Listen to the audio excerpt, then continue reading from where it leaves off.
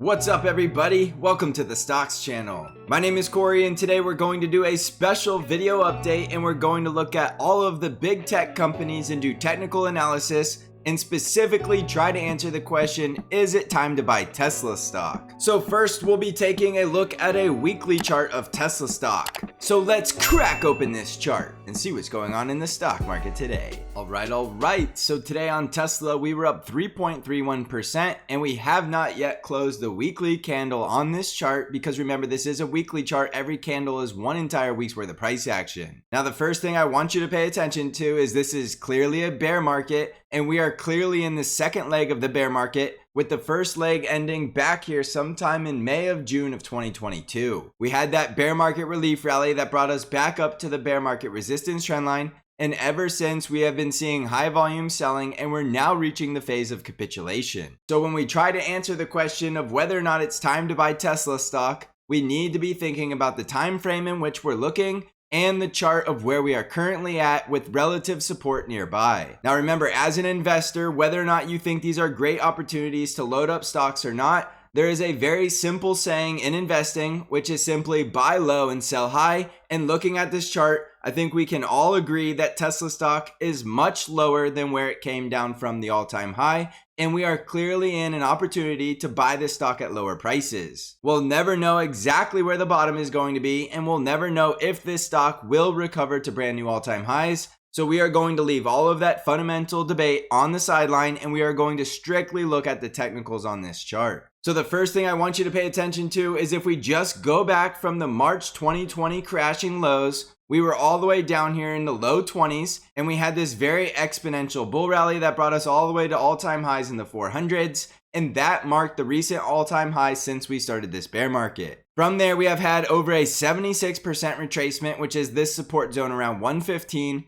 We are currently at the bottom support of this channel that is a downtrend, and we have now had an equal legs move from the phase 1 of the bear market, which brings us down to about Tesla levels of 107. So there is a very high probability chance from these levels with multiple support in this zone that we could see a very strong bounce from these levels, which could take us all the way back up to the breakdown below 173 or even the breakdown down below 196. Now, if you go back to the bull phase, we can clearly see the last leg of the bull phase started back here in May of 2021, and it did end sometime around November of 2021. And that is typically going to be the phase where a lot of retailers are loading up on the stock, and they are very late in the game to the bull trend, and they are thinking that they are still going to make a lot of money, even though they are buying near the all-time highs. So for that reason, there is a good reason to believe that a lot of retail investors in Tesla stock had a cost basis somewhere around 196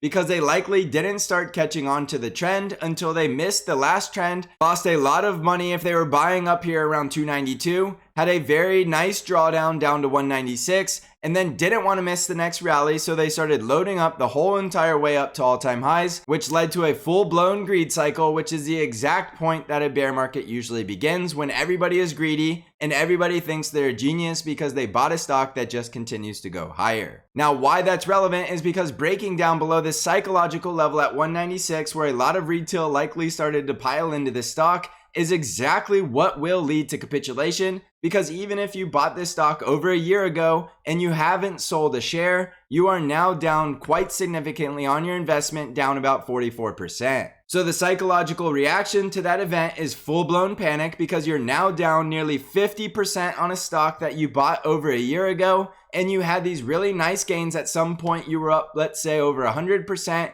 and now you're down over 40%. So that is why Tesla stock is likely capitulating, because this is a retail favorite stock and they are now running for the hills trying to get out of this stock before they lose any more money. And that is the exact moment in time you typically want to be buying stocks and not selling them. So it is my opinion that at these levels, this is a no-brainer buy for Tesla stock. And yes, we could still go lower, because if we break down below 107, we do have the next weekly support down here right around 94. So yes, we can go lower. So you do need to continue to manage your own risk, and you need to decide if this stock is right for you. But this is clearly, looking at the weekly chart, a very good opportunity to buy this stock low. Now, the next thing I want to do is I want to throw on the Bollinger Bands, and I want to switch this over to a monthly chart. And you can very clearly see on the monthly chart, we are extremely oversold below the lower Bollinger Band. And this lower Bollinger Band for the month of December is still right around 140. Now, these bands will continue to expand, especially when we get a brand new monthly candle next month. But this is just more evidence that this stock has seen full-blown capitulation, and it's at extremely oversold levels, which are likely not going to last. Once we start getting the bounce,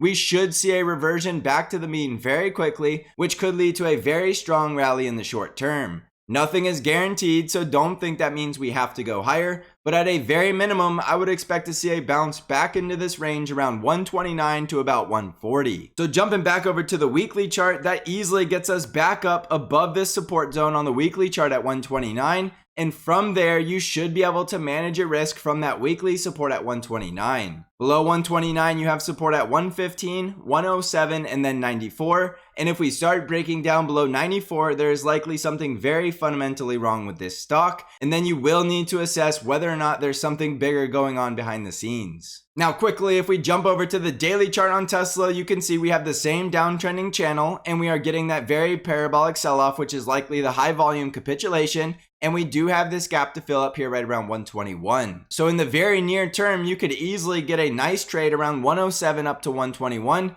but that gap fill could instantly act as resistance. So you need to watch for that level as resistance unless we can break above it. Above 121, we'll look for resistance around 138 and then 156. And all of this could happen very quickly, because sometimes when you get these capitulations, you can get a very impulsive V-shaped recovery. So watch the daily resistance around 121, 138, and 156. And if we could break above 156, we'll be looking for 167 and that resistance right around 173. All right, next up, I want to take a look at Apple stock, which is extremely important because it is one of the most important stocks in the S&P 500 and the NASDAQ 100 because it does carry the most weight in the index. Now, looking at the Apple bear market, we can clearly see it's not as impulsive to the downside as we see in Tesla stock, but we are starting to break down through a very critical weekly support, which is the weekly close below 131. If Apple continues to get weekly closes below 131, this is going to start looking like a weekly lower low, and there's only about 2 trading days left in the week, so it does look like there's a very good chance Apple does close down below this weekly support. So for that reason, we want to instantly start looking at the next downside price targets, which is going to be this support right around 122, which gives us an equal leg bear market of the bear market that ended in June of 2022.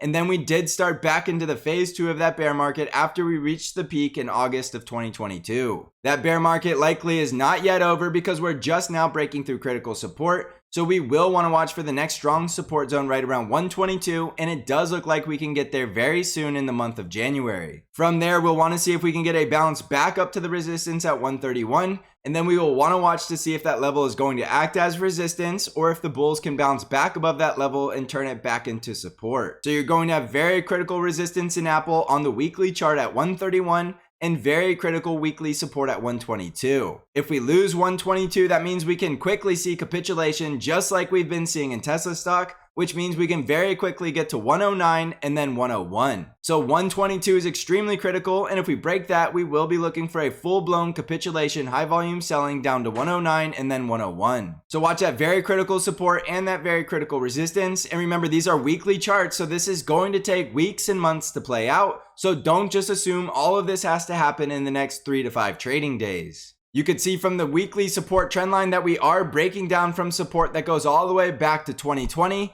And so far, this is definitely looking like this bear market is not yet over and could be accelerating to the downside. Now, quickly, if we look at the daily chart, you can see we are breaking down below daily support at 130, and we do have lots of white space to the downside before we hit support at 122. And we did get a very high volume selling candle today on that breakdown below support, which is no surprise. because that's where a lot of stop losses are set and they are clearly getting liquidated with today's price action. So look for that strong resistance on the daily chart at 130, and we have the same daily support down here right around 122. On Microsoft stock, we were down 1% today, and we can see Microsoft has not yet broken down below the weekly support around 221, but we are still making lower highs and lower lows, and we're getting rejected around the 20 simple moving average on this weekly chart. The equal leg bear market could easily take us down to about 184 by the month of March, which would be next year, and then we could see a potential counter trend rally if we do get to that level. Now, Microsoft is tricky because we haven't yet broken down below support, so the critical support remains 221 with the critical resistance up here right around 255. It does appear that Microsoft is trying to go lower, but that will all change if we do get a bull breakout above 255 and break out of this downtrend. You can also see in Microsoft we have a weekly breakdown below the support trend line.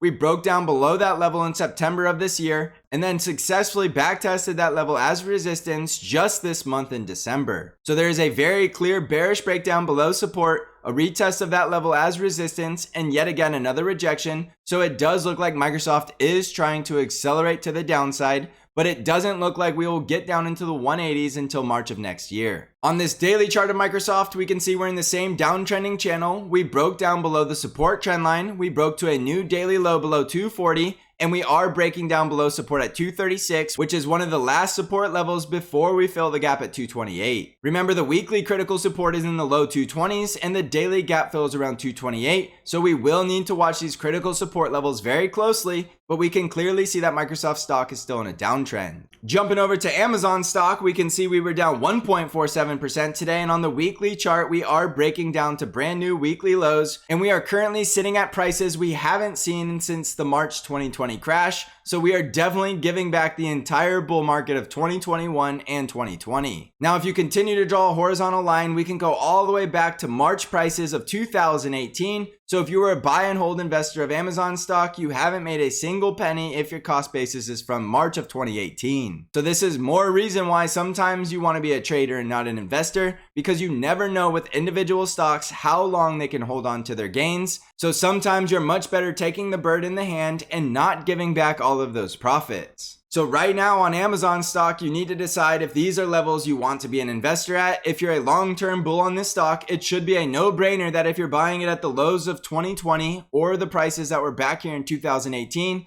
you are clearly getting a low price for this stock, but that doesn't guarantee you're going to make a profit. So at these levels, you're looking for the next critical support at 79, and then below 79, we will be looking for 69, which takes us all the way back to the lows from December of 2018. Jumping over to Nvidia stock, we're looking at a 0.6% drop today, and we can see on the weekly chart, we are currently trading below the 20 simple moving average, and we are losing the support zone right around 145. This is clearly looking like another bear market resistance trendline rejection because we got up to the resistance trendline, failed to get that breakout, and seeing that 3 weeks of rejection, which means Nvidia could be coming all the way back down towards 116. I do think 116 is going to be very strong support, so there is a good chance we can get another bounce from that level, but if we do break down, we'll be looking for a retest of the low right around 110 to 111. You're looking for critical upside resistance at this point at 145 and the previous weekly high right around 170. And we need to break out of this downtrend on the weekly chart to say that the bear market is ending. Jumping over to Google stock, we can see we were down 1.57% today. And on the weekly chart, we're right back down to extremely critical support, which is right here at $86.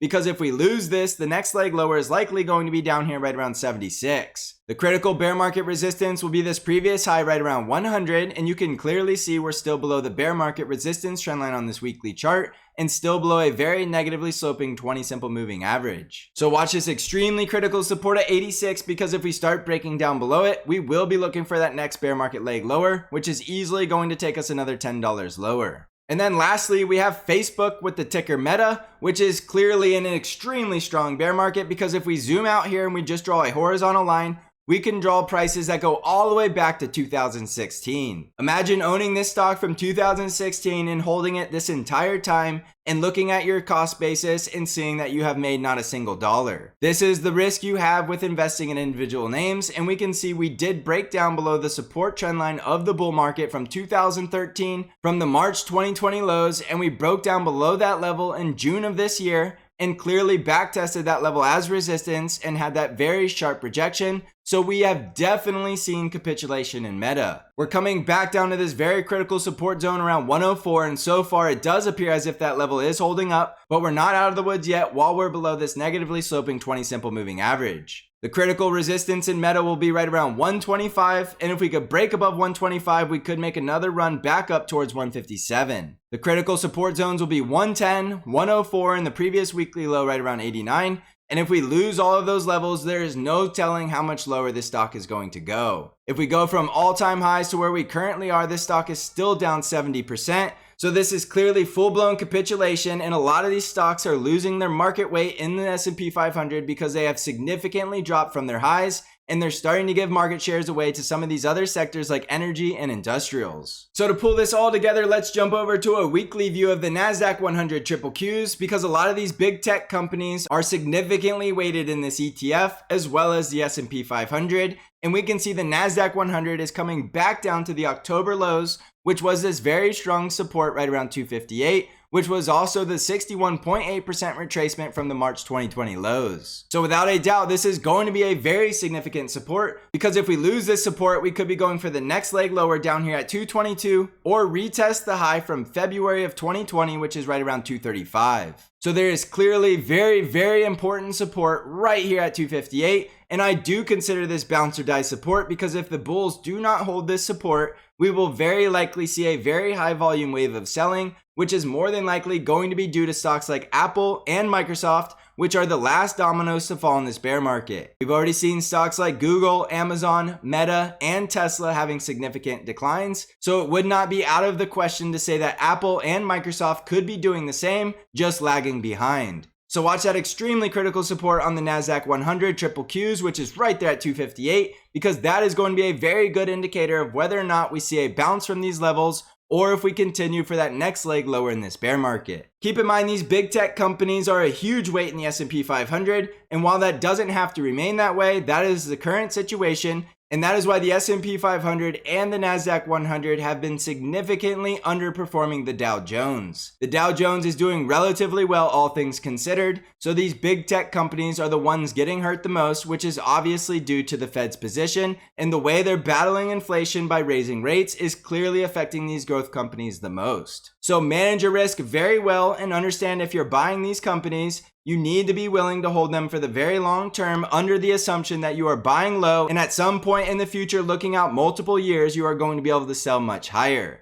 If you don't believe that, then don't buy these stocks, and always manage your risk. Even if you're an investor, there could still be significant downside. So I hope you all enjoyed this special update on these big tech companies, and if you do, please remember to smash that like button. And if you want to come trade with us, come check out the Stocks Channel Discord, where you get access to all of my intraday updates and analysis. If you're interested in joining the Stocks Channel Discord, you can find out how to join by clicking on the link below. I also have Bank Trade Alerts, which is an algorithm-driven trade alert service that only trades the ETFs TQQQ and SQQQ and sends you all of your buy and sell alerts directly via email and text message. You can learn more about Bank or learn how to subscribe by clicking on the link in the description of this video. So thank you for watching, everybody. I hope you're crushing this market, and as always, I will see you in the next episode.